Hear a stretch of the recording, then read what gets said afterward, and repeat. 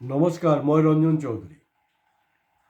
মই আগতে কৈছোঁ যে আমি সেইবোৰ বিষয়ত আলোচনা কৰোঁ যিবিলাক নেকি অসমৰ টিভি চেনেল বা মেইন ষ্ট্ৰীম মিডিয়া টাচ নকৰে। মেইন ষ্ট্ৰীম মিডিয়া বুলি কওঁতে মই ইলেক্ট্ৰনিক্স মিডিয়াকে ক'ব খুজিছোঁ। এনেকুৱা এটা বিষয় যোনটো অকল ভাৰত নহয় গোটেই বিশ্বত তোলপাৰ লগাইছে, এটা হুলস্থুল এটা পৰিৱেশ সৃষ্টি হৈছে। হয়, অসমৰ পেপাৰ মাধ্যমত ফ্ৰণ্ট পেজত অলপ হেডলাইন অলপ আছে, নথকা নহয়, একেবাৰে নাই বুলি মই ক'ব নোৱাৰি, আছে।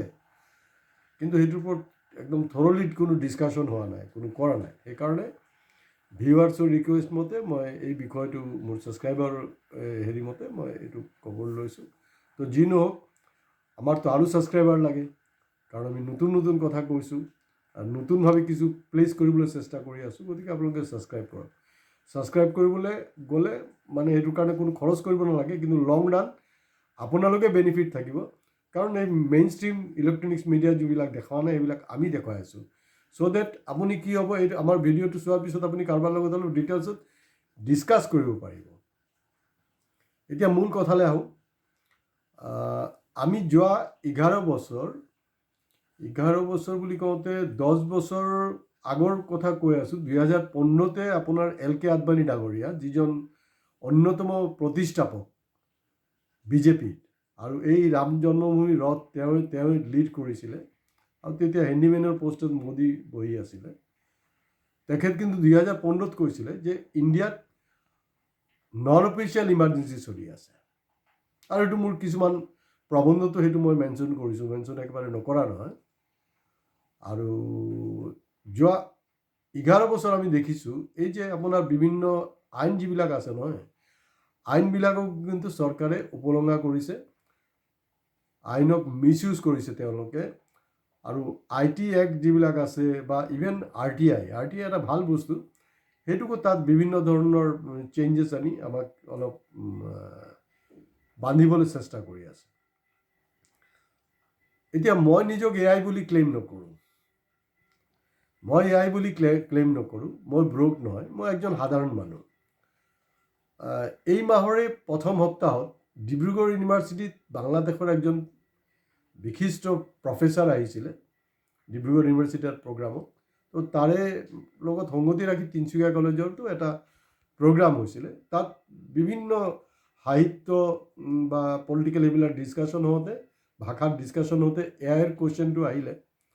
তো যিহওক মই এইটোক কাউণ্টাৰ দিবলৈ গৈ প্ৰফেচাৰজনক কৈছিলোঁ, আৰু এই প্ৰফেচাৰজনৰ স্পীচ অলৰেডি আমাৰ ইউটিউব চেনেলতো উপলব্ধ হয়, আপোনালোকে চাব পাৰে। তাত কিন্তু মই কেটাগৰিকেলি কৈছিলোঁ যে AI নো কি। এতিয়া ধৰি লওক স্পেচ অলপ কল্পনা মানে আমাৰ এই সুনীতা উইলিয়াম গ'ল, তেওঁ মানে আৰামত উভতি আহিলে। এই চবটো কোনো ঈশ্বৰ বা পৰমাত্মাই কৰা নাই নহয়, চব AI মানে আমি নিজেই, আমি মানুহবিলাকে সৃষ্টি কৰি আছোঁ। সুনীতা উইলিয়ামো মানুহ হয়, পঠোৱাৰ এই যানখন বনোৱা মানুহ হয়, চব মানুহ। তো মই তেখেতক এটাই কৈছিলোঁ যে তেওঁ ক'ব বিচাৰিছে না AIৰ ওপৰত আমাৰ ডিপেণ্ডেঞ্চিটো আমি বঢ়াব লাগিব, আৰু ইমান আণ্ডাৰ এষ্টিমেট কৰা ঠিক নহয়। তেতিয়া সেই কথাটোক মই খণ্ডন কৰিছিলোঁ, আৰু মই এতিয়া আজি আকৌ মানে ৰিপিট কৰিব খুজিছোঁ। মই কৈছিলোঁ যে অকল 10% আমি AIৰ ওপৰত ডিপেণ্ড কৰিব লাগিব। এতিয়া ভগৱান, আল্লাহ, গড যিয়ে নকওক বাৰু, চকু, কাণ, মগজ চব দি পঠিয়াইছে, সেইবিলাকক কামত লগাব লাগিব। যদি কামত লগাব পাৰে তেতিয়াহ'লে আপুনি নিজে AI হৈ যাব, কোনো ডাঙৰ কথা নহয়। এতিয়া AIটোতো এটা পুৰণা কনচেপ্ট, এতিয়া যোনটো চৰকাৰক মানে একদম জ্বলা কলা খুৱাইছে AI ব্ৰক, যোনটো লেটেষ্ট ইলন মাস্কৰ আহিছে, সেইটো চাব আপোনালোকে, বিভিন্ন আছে। আৰু ভাৰতবৰ্ষত এনেকুৱা হয়, মোদী ডাঙৰীয়া বাহিৰৰ দেশত গৈ তেওঁ কৈ থাকে মাদাৰ অফ ডেমক্ৰেচি, কিন্তু মাদাৰ অফ ডেমক্ৰেচিৰ নামত আমি ইণ্টাৰনেশ্যনেল ৰেংকিঙত বাক স্বাধীনতাৰ ক্ষেত্ৰত আমি কি পজিশ্যনত আছোঁ, আমাৰ মিডিয়াৰ কি অৱস্থা, মিডিয়াই কিবা ক'লে তেওঁৰ দোকানত CBI আপোনাৰ ED অফিচত ৰেড কৰি দিয়ে। এইটো দৈনিক ভাস্কৰে হওক বা যিকোনো সংবাদ মাধ্যম, আমি দেখি আছোঁ বস্তুবিলাক। কোনোবাই কিবা ক'লে লগে লগে তাৰ ওপৰত UAPA লগাই দিয়ে, সেইবিলাক মানে চলি আছে। কিন্তু বাহিৰত ক'বলৈ গৈ মানে বহুত একদম আধ্যাত্মিক কথা বতৰা পাতি থাকে। তো ফ্ৰীডম অফ স্পীচৰ ক্ষেত্ৰত আমি কোন পজিশ্যনত আছোঁ সেইটো আপোনালোকে নিজে চালি জাৰি চাওক, কাৰণ চব ছিষ্টেমত আছে। মই এআই নহয়, কিন্তু আজি এআইয়ে যিবিলাক কুৱেশ্যনৰ ৰিপ্লাই দি আছে, মই কিন্তু যোৱা 11টা বছৰ মই গোটেই প্ৰবন্ধত ক'ৰবাত না ক'ৰবাত এইবিলাক বস্তু কিন্তু টাচ কৰিছোঁ। কাৰণ মই বাৰেপতি কৈ আছোঁ যে নৰেন্দ্ৰ মোদী মোৰ শত্ৰু আৰু ৰাহুল গান্ধী মোৰ মানে বন্ধু, তেনেকৈ কোনো কথা নাই। যাৰ যোনটো ভুল মই সেইটো কৈ থাকোঁ, মই সেইটো কওঁ। যেনেকৈ মই মোৰ প্ৰবন্ধটো মেনশ্যন কৰিছোঁ যে ইমাৰ্জেঞ্চিৰ পিছত মাত্ৰ 3 বছৰৰ মূৰত ইন্দিৰা গান্ধী ডাঙৰীয়ানী এবছলিউট মেজৰিটি লৈ কংগ্ৰেছৰ নিজে কংগ্ৰেছ ইন্দিৰা গান্ধীৰ নামত কংগ্ৰেছ খুলি ইণ্ডিয়ান নেশ্যনেল কংগ্ৰেছ খুলি তেওঁ পাৱাৰত গুচি আহিলে। কিন্তু ৰাহুল গান্ধী আৰু প্ৰিয়ংকা গান্ধীৰ বিফলতাটো হ'ল যে তেওঁলোকে যোৱা 11টা বছৰ দুয়োজনে কাম কৰাৰ পিছতো কিন্তু তেওঁলোকে শাসনৰ গতিত আহিব নোৱাৰিলে, কাৰণ তেওঁলোকে টেকনিকটো নাজানে। সেইটো কাৰণে কিন্তু মই এইটোও লিখিছোঁ, মই সেইটো শ্যামা প্ৰসাদৰ কথাই কওক, নেতাজীৰ কথাই কওক, স্বামী বিবেকানন্দৰ কথা হওক, মোদীৰ কথা হওক, কাৰণ মোদীকতো মই একদম ডে 1ৰ পৰা কৈ আছোঁ, he is nothing, he is a political product promoted by the corporate. আৰু কৰ্পৰেট মানে আদানী আম্বানী, তাৰমানে আদানী আম্বানীক যদি মাইনাছ কৰি দিয়ে মোদী 1 ইঞ্চ, কিহত 56 ইঞ্চ মানে চিনা বুলি কয়, 1 ইঞ্চ আগবাঢ়িব নোৱাৰিব, তেনেকুৱা এটা স্থিতি। তো এআই আপোনাৰ মানে RSS সম্পৰ্কে, বিশ্ব হিন্দু পৰিষদ সম্পৰ্কে যিবিলাক কুৱেশ্যনৰ ৰিপ্লাই দি আছে নহয়, আপোনালোকে যোৱা 11টা বছৰৰ মোৰ প্ৰবন্ধবিলাক যদি চায়, মই গোটেই কিন্তু টাইম টু টাইম বিভিন্ন সময়ত ৰেফাৰেঞ্চত এইবিলাক উত্তৰ দিছোঁ যে তেওঁলোকৰ টেকনিকটো কি কৰি আছে তেওঁলোকে। যি নহওক, এতিয়া ইলন মাস্কে নাকি লগাইছে, আৰু যি মোদী চৰকাৰে যি খুচি মন যায় যাৰ তাৰ ওপৰত আপোনাৰ নাকি লগায়, যাৰ তাৰ ওপৰত কেছ জাপি দিয়ে। এতিয়া দেখা গৈছে ইলন মাস্কৰ ওপৰত যেতিয়া, কাৰণ এতিয়া ভক্তসকলৰ অৱস্থা বেয়া, Arnab Goswami, India wants to know', আপোনাৰ সুধীৰ চৌধুৰী, ৰজত শৰ্মা বাগাৰা বাগাৰা, ইহঁতৰ অৱস্থা একদম বেয়া। এতিয়া প্ৰভুক বচাব লাগিব। প্ৰভুক বচোৱাৰ কাৰণে তেওঁলোকে হেৰি কৰিছে না, এইটো মানে বেয়া হৈ আছে আমাৰ দেশৰ কাৰণে। আৰে দেশৰ কাৰণে কি, যোৱা ৰঞ্জন চৌধুৰী যোৱা 11টা বছৰ যি কৈ আহিছে, যি লিখি আছে, সেই কথাবিলাক আজি এলন মাস্কৰ এআই ব্ৰকে কৈ আছে, উত্তৰ দি আছে।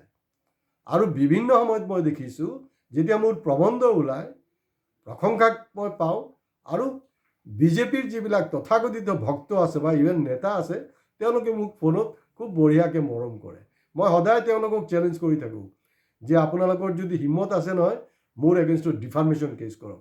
কিন্তু আজি কপতি মোৰ ওপৰত এটাও ডিফাৰ্মেশ্যন কেছ তেওঁলোকে জাপি দিব পৰা নাই, কাৰণ মই ফেক্টছ এণ্ড ফিগাৰ্ছত কথা পাতোঁ, চিধা চিধি কথা। আৰু আজি এই এআই ব্ৰকে যিবিলাক উত্তৰ দি আছে, তাত আপুনি কোনো মানে আপোনাৰ ৰাস্তা নাই এইটো ডিফাৰ কৰিবলৈ। তেওঁলোকৰ হেৰি কোন, আদৰ্শ কোন? মহাত্মা গান্ধী নহয়। মহাত্মা গান্ধী হ'ল বাহিৰত দেশত মহাত্মা গান্ধী দেখাবৰ কাৰণে। কোনোবা দেশৰ প্ৰেচিডেণ্ট আহিলে, প্ৰাইম মিনিষ্টাৰ আহিলে, এইটো মহাত্মা গান্ধীৰ আশ্ৰমত লৈ যায়, সিমানেই, জাষ্ট এটা মডেল, বেলেগ আৰু কোনো মহাত্মা গান্ধীৰ কাম নাই। নাথুৰাম গডছেই হওক বা বাকী যিবিলাক তেওঁলোকৰ ৰথী মহাৰথী আছে, মই যে বাৰে প্ৰতি যে কৈ আছোঁ যে এই সংঘ পৰিবাৰ হওক, এই যে হিন্দুত্ববাদীবিলাক, স্বাধীনতা আন্দোলনত কোনো ধৰণৰ তেওঁলোকৰ যোগদান নাই। আৰু তেওঁলোকৰ সম্পৰ্কে যেতিয়া প্ৰশ্ন সোধা হৈছে, তেতিয়াও কিন্তু এয়াই কৈছে না, তেওঁলোকে মাফিনামা দি তেওঁলোকে ব্ৰিটিছৰ পৰা ছুটকাৰা পাইছে, তেওঁলোকে ব্ৰিটিছৰ পৰা হেৰিও লৈছিলে, পেঞ্চনো লৈছিলে। মোৰ দেউতা ফ্ৰীডম ফাইটাৰ আছিলে, তেখেত মানে পেঞ্চনৰ এগেইনষ্টত আছিলে। যি নহওক, তেওঁৰ এইটো শেষলৈকে তেওঁ লোৱাই নাই, তেওঁৰ প্ৰিমিচিউৰ মৃত্যু হ'ল, কিন্তু মোৰ মায়ে সেই পেঞ্চনটো পাই আছিলে। তো এইবিলাক হ'লগৈ এই আজিৰ যিবিলাকে ইতিহাসক মানে তছনছ কৰিব বিচাৰিছে, এই গোটেই ইতিহাসবিলাক যে যোৱা 11টা বছৰ, আৰু ইমান দিনে নেহেৰু সম্পৰ্কে বা আপোনাৰ মানে যিমান কংগ্ৰেছৰ টপ হেৰি আছিলে, আপোনাৰ নেতাজী সুভাষেই হওক, যিমান যি আছে, মানে তেওঁলোকৰ ওপৰত যি ধৰণে মানে এটা ৰং নেৰেটিভ বাৰে বাৰে ষ্টাব্লিছ কৰিবলৈ খুজিছে। আপোনালোকেও খুব নাচি আছিলে সেইবিলাক কথাত। সেই কথা বতৰাবিলাক কিন্তু মানে একদম ক্লিয়াৰ হৈ গ'ল এতিয়া। আৰু পেপাৰৰ মালিকবিলাকক, স্বত্বাধিকাৰক কিন্তু মই আকৌ ৰিকুৱেষ্ট কৰি আছোঁ, মই নাম নলওঁ বাৰু, কিছু মালিকক কিন্তু মই কৈছিলোঁ, তেওঁলোকৰ লগত মোৰ সম্পৰ্ক ভাল, তেওঁলোকক কৈছিলোঁ যে ইমান তেলিয়ামি নকৰিব আপোনালোকে, কাৰণ আপোনালোকৰ ইতিমধ্যে পেপাৰৰ চেল কমিছে, ইতিমধ্যে পেপাৰৰ চেল কমিছে। আৰু অকল যদি এডৰ ওপৰত ডিপেণ্ড কৰি থাকে, কালি কি হ'ব জানা নাই? যেতিয়া তেওঁলোকে চৰকাৰে কি কৰি আছে, গেমটো কি? তেওঁলোকৰ গেমটো হ'ল যে এনেকুৱা এটা অৱস্থা কৰা যে আপোনালোকক কাঙাল কৰি দিব। যেতিয়া কাষ্টমাৰ নাথাকিব নহয়, কাষ্টমাৰ নাইকিয়া হৈ যাব, তেতিয়া কি হ'ল, তেতিয়া আপোনাৰ হাতে কোনো অপশ্যন নাই। তো চৰকাৰ তেতিয়া আপোনাক এডো নিদিয়ে। তো গতিকে ইলন মাস্কে যোনটো কৰি আছেনে, সেই ভূমিকাটো আপোনালোকেও পালন কৰক। আৰু এটা গধি মিডিয়া বা ভক্তসকলক মই জনাব বিচাৰিছোঁ, আপুনি তেওঁলোকৰ যে ইলন মাস্কৰ ব্ৰক যোনটো হেৰি আছে আপোনাৰ চব যোনটোত হেৰি হৈ আছে, চব একদম হাংগামা লগাই দিছে, তাতো কিন্তু মানে ফ্ৰীডম অফ স্পীচটো আছে। যদি আমেৰিকাতো কোনোবাই সোধে নহয় যে কোন কি, তাতো কিন্তু ইলন মাস্কৰ নামো কৈ দিয়ে আৰু আপোনাৰ ট্ৰাম্পৰো নাম কৈ দিয়ে। কিন্তু এতিয়া মোদী ডাঙৰীয়া আপোনাৰ বছাৰ, মই হিমন্ত বিশ্ব শৰ্মা ডাঙৰীয়াৰ যোগেদি এটা অনুৰোধ জনাইছোঁ দেই, মুখ্যমন্ত্ৰী মহোদয় আপুনিও শুনিব। এতিয়া বছাৰ একমাত্ৰ উপায় হ'ল আদানী আৰু আম্বানীক আপোনালোকে কামত লগাওক। তেওঁলোকে যে এই কালি এই আপোনাৰ বেপাৰ যে কৰি থাকে, যে অকল ধান্দাবাদী বেপাৰ নহয়, ছায়েন্স এণ্ড টেকনলজিত নিজৰ ইণ্ডাষ্ট্ৰীক ডেভেলপ কৰক, যেনেকৈ এলেন মাস্ক কৰিছে।